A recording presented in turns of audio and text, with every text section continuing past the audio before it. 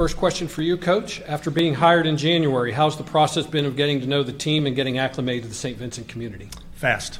It was to come in January, kind of get things rolling in terms of finishing up a recruiting class and getting to know the current kids within the program.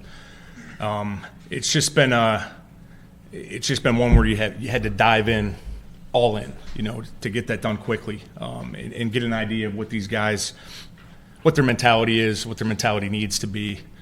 So it's been a fun process at the same time. Just excited to be back in the PAC in general.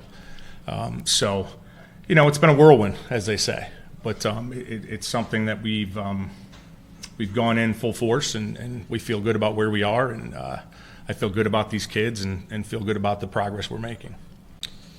In your first year with a new coaching staff, the team still returns quite a few starters on both sides of the ball. What is the outlook for both offense and defense with that new coaching staff, and how has the adjustment period been for the team in adapting to a new system? I mean, we'll see. There's only so much you can tell over a spring. And we had a relatively small roster this spring, so there's a lot of question marks. The one thing I won't question is their work ethic. And that's, I think, the number one thing we focused on this spring was it was more about culture than it was systems. And I was incredibly impressed, surprised in a lot of ways in terms of their willingness to do what we were asking of them, because it wasn't easy this spring. And I think that'll go a long way in terms of where these guys can continue to develop from a system standpoint, because we're so focused on the culture part that I think naturally they're just going to put themselves in a better position offensively and defensively this season. So we just got a lot of question marks, but the things that I don't question are these kids' heart and work ethic. For you personally, what will that first experience be like, getting to run out on the field and down the hill at Chuck Noll Field during that first game against Hilbert on September 6th? I mean, I'm excited to be back in college football. I'm excited for the opportunity to be in a football-rich area.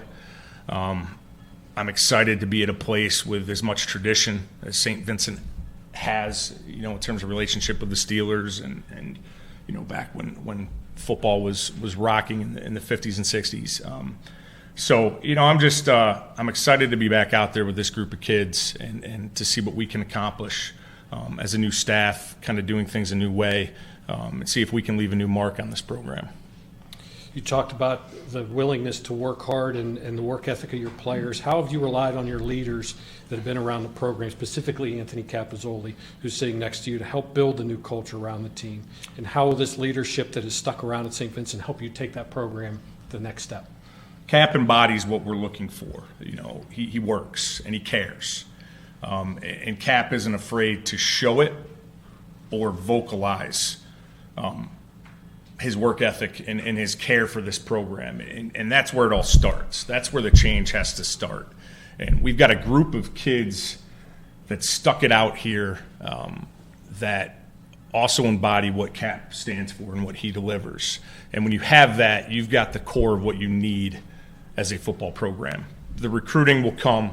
The development will come in terms of our skill and our systems. But, at the core of it, with kids like Cap, we know we're going to be competitive and we're going to have an opportunity week in and week out. Thanks, Coach. And now we'll turn to Anthony for a few questions.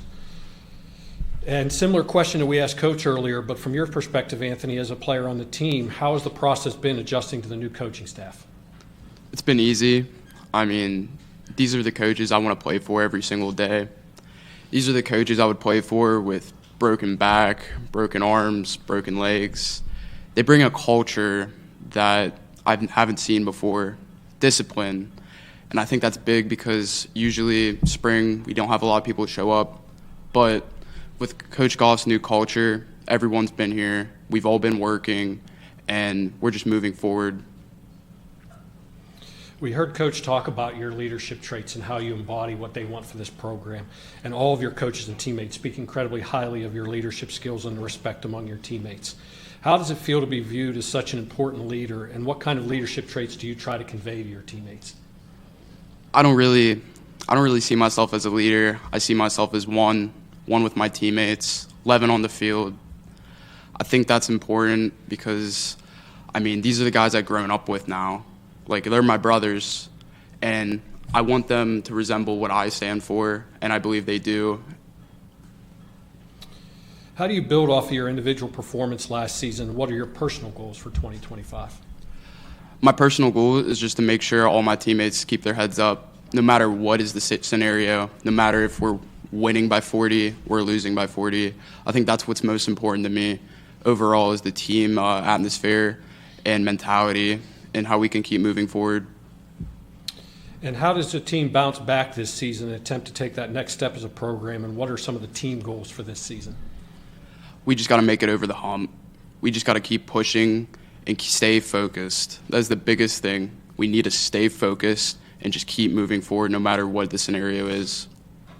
Okay, thanks again to Anthony, and thanks again to Coach Goff. The Bearcats will open the 2025 campaign with a home matchup against Hilbert College on September 6th and kick off PAC play at Geneva on September 20th.